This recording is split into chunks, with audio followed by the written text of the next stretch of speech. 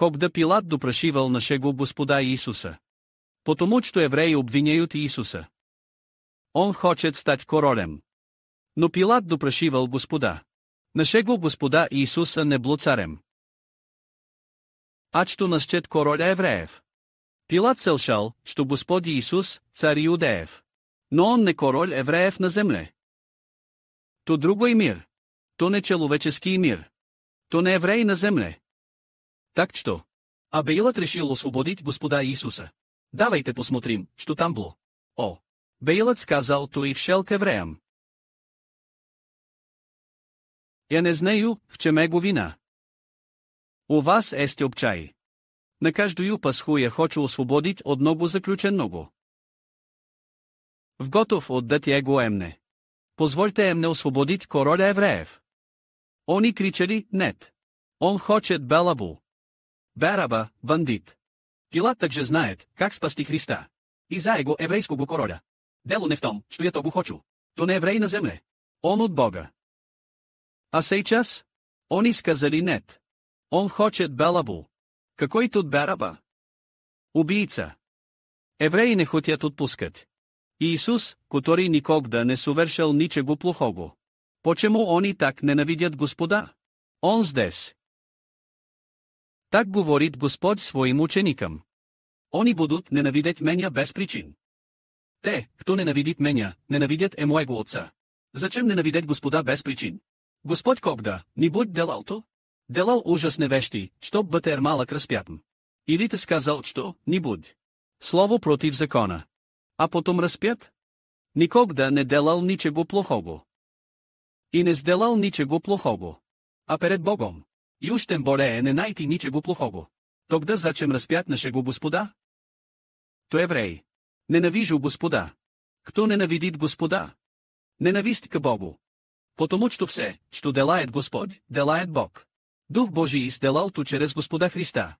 Братья и сестры, понятно? В Библии се казано, что я должен оправдать своих врагов. Да, я хочу. Я воздам своим врагам. То Бог сказал. Кого Бог считает врагом? Они считают еврея врагами. Братья и сестры верят? Евреи были избирателями Бога. Как он стал врагом Бога? Просто скажи им. Они ненавидят меня и моего Отца. И они ненавидят меня без причин. И все, что принадлежит Господу Христу, они ненавидят. Почему? Они должен любить Господа. Я должен любить Отца. Потому что он еврей. Именем Божьим. Дух не является Божьим народом. Дьявол внутри. Дети дьявола. Как то возможно? Братья иудеи. Разве они не евреи? Разве ты не читаешь закон Моисея каждый день? Разве они не служили Богу в храме? Почему ти люди, дети дьявола? То правда. Иисус говорит, что в не мой овц. Мой овц слушают мой голос. Иисус дал ясно понять фарисеям. Священники, евреи говорят. В не мой овц. К тому же, ваш отец, дьявол. Так говорит Господь. Даже Йоанн Креститель говорит о потомках ядовитых змей. Кто велел вам избегать гнева в будущем? Должен проявить покаяние.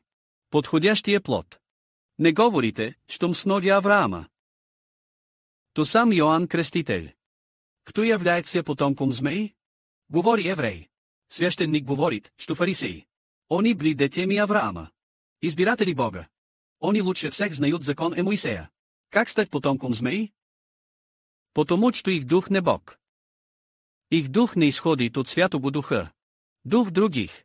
Они номинально служат Богу. В същности, Библия вредит людям. Как и религия сегодня. Многие читают Библию. И что дальше? Используй Библию, чтоб причинить боль другим. То не Библия, чтоб заставить людей верить в Бога. То не Библия, чтоб люди узнались на Господа и обрели жизнь. Так. Они действительно хотят разпять Господа. Потому что духи в них, потомки змей. Они потомки змей. Не ради Божьего народа. Так му знали. Не потомки Авраама.